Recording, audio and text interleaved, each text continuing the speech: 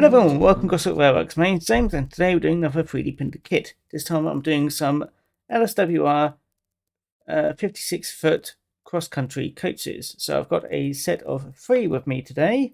So I've got my third brake with lavatory, obviously, another third brake, and also my composite lavatory middle coats. There is actually a third lavatory, so it's just a middle coat, but that was only used during LSWR times and was phased out during the Southern period and later. But yeah, these lasted well into, I don't want to say well into BR period, but they did at least get crimson livery, and that's what I'll be painting them in today.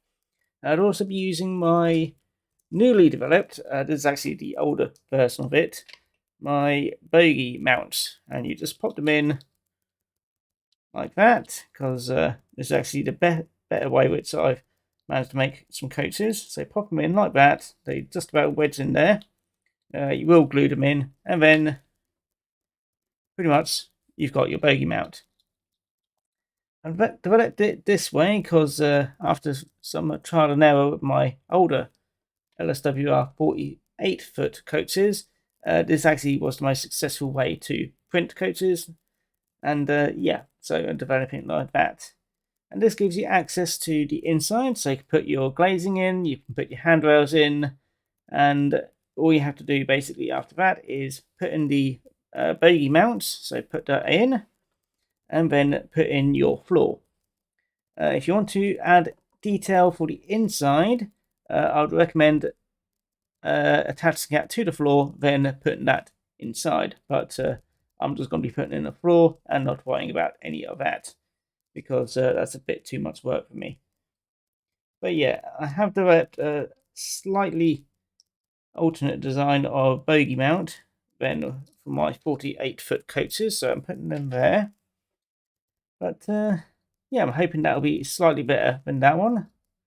So yeah, the only thing you have to do is basically paint it, add whatever decals you feel like, get some appropriate bogies. These are some N-gauge Society ones. These are the 8-foot Southern ones, which are, I think, the most appropriate ones. I do need some more wheels. I've got just enough wheels for most coaches, apart from one bogie, which is very, very annoying. So I'm going to be borrowing one bogie from this. So yeah. So yeah, I'm going to get round to giving them a undercoat, then I'll be painting them crimson. I have got the paint just up here. No, that's not the right one. It's up here somewhere. I'll find it. Is it that one? Yeah, there it is. Yeah, BR Crimson. That's what I'll be using. The Railworks ones. So I do need it. Give it a good shake because I've not actually used it. But yeah, nice bright red livery. So yeah, undercoat, give you a quick look at all the detail, and yeah, I'll also tell you a bit more about the prototype, and I'll see you in a bit.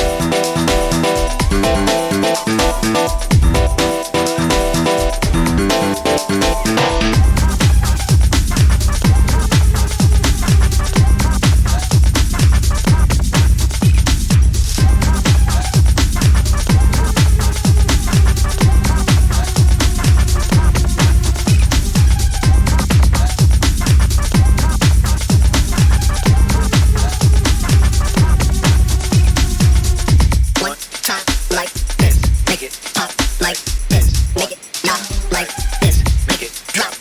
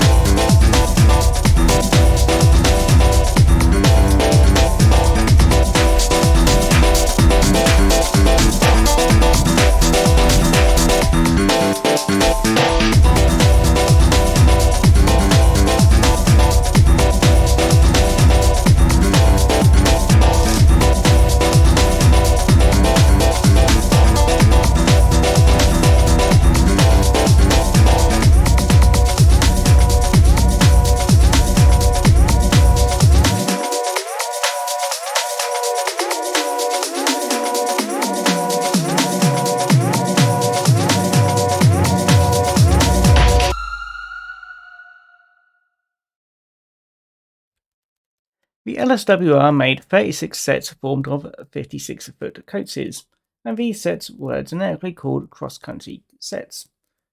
These were constructed between 1906 and 1910, being originally built as 4-coach sets, and these were numbered in ranges of 130 to 151, 253 to 263, and 311 to 314. All sets were reduced to 3 coaches in the mid to late 1930s by the removal of the 8-compartment third coaches of diagram 17, which became loose stock. At the same time, the number of first-class compartments in the composite diagram 274 was reduced from 5 to 3, although not a physical alteration to these coaches and just a reclassification and change in the class banding on the outside of the compartments. Despite the longevity of these sets, apart from a reduction from 4 to 3 coaches, and a reclassification of some composite compartments, there's no real physical changes to any of their coaches. In terms of use, they were seen all over the southwestern section of the Southern Railway, and their duties were pretty well interchangeable with any other 3 to 4 coach set. They did not generally run on Brighton or southeastern lines, although photographic evidence exists of them running along the south coast to Brighton. In 1946, the Southern started building new mainline coaches to village designs with the BR Mark I stock following after nationalisation. Maunsell mainline stock was increasingly cascaded into secondary lines, with the now antiquated ex-LSWR stock relegated to lesser duties. It was not unknown for pre-grouping sets to work just one return trip a day. The draw of these sets was completed during 1956 to 1957. Following departmental use, brake third number 2975 survives and is operational service on the Bluebird Railway as LSWR 1520, known to be part of set 63, and composite number 5065 survives on the Kent and East Sussex Railway, awaiting restoration.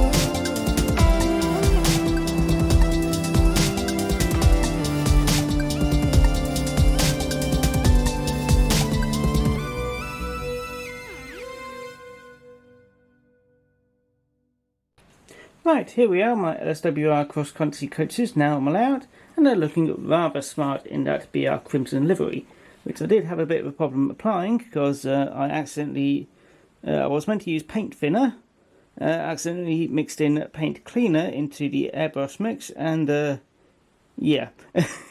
But luckily, with more coats than I probably should have used, it still turned out rather nice. I did have to hand paint a few bits where it was a bit thin, obviously, because I used paint cleaner. But yeah, it still turned out rather nice. And I'm very happy with how they turned out. And yeah, still looking very smart. Very happy. Just to mention about the underside, which I won't be able to show you because the couplings on these are a bit finicky, so I'm leaving it as is, just to make sure it stays happy. But yeah, the underside, there's enough space to add a plasticard floor and also some weight. I'm using some 2 strips of lead tape on underneath each coach just to add some weight, and none of that will show from the sides, so you've got plenty of space to add in anything there. And also, if you want to, you can add in your own coach interiors, which I haven't because well, you can't really see all that well inside anyway, and so I left it. But that's up to you if you want to have a go. Yeah, very happy. And I've coupled it up to a appropriate loco, my LSWR T9, my Union Mills one, and it's looking very, very prototypical. So very happy with that. Yeah, the only problem which I've been having at the moment is just the couplings, which are the N-Gauge Society bogies, which run very nicely. It's just the couplings which are a bit iffy. So I have to have a look at that. Just going to push that one down a bit.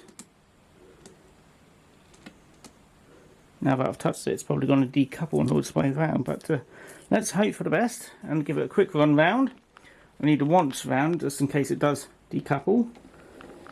So it's a set speed which it's been happy with. So here we go.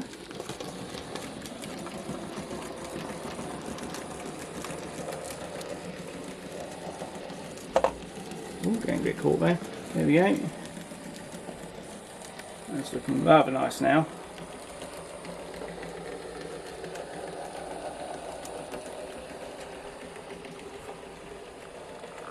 And hopefully, every time I've tried this on camera, it's decoupled.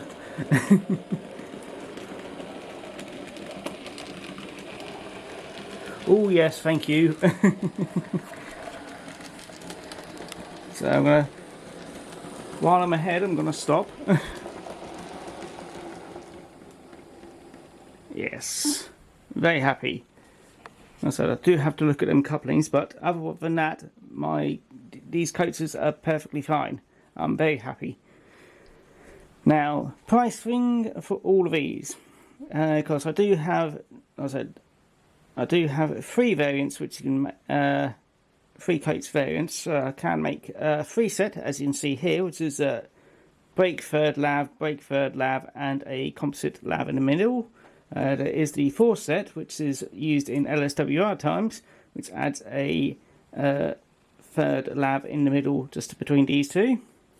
Then you can also have the 6 set, which is also LSWR times as well, which adds, I don't know if it adds any more composites, but it does add more third lavatories to the rake, and it's a very long rake, as you would imagine. So a 3 coach rake will be about £40. That includes the 3 coasters here, the bogie mount, and also battery boxes, which I do need to make, because I will be including some battery boxes, which will also be available separately if you just want some LSWR battery boxes. The 4 set is an extra £10, so from £40 to £50, and you get 4 coaches. And the 6 my words get mixed up. 6 coach rake, if you do want to get one of them, that'll be £70 roughly. So that includes battery boxes, bogie mounts, and the bogie mounts are very simple. All you need is a M3 bolt and a nut, and you'll be able to work it out yourself really. Like I said, I made it, so it's going to be quite easy to make. And you just you do need to file them a little bit just to get them to fit in nicely, and then just glue them all in. That's it. It is very simple, and it means you don't have to faff around trying to make your own bogie mount into a coat, and yeah, it's pretty much that really. The only one that I haven't glued in is this one, so I can take some pictures of what the actual mount looks like, which I should sew up in a moment, if I remember. If not, please remind me. Yeah, that's pretty much it really.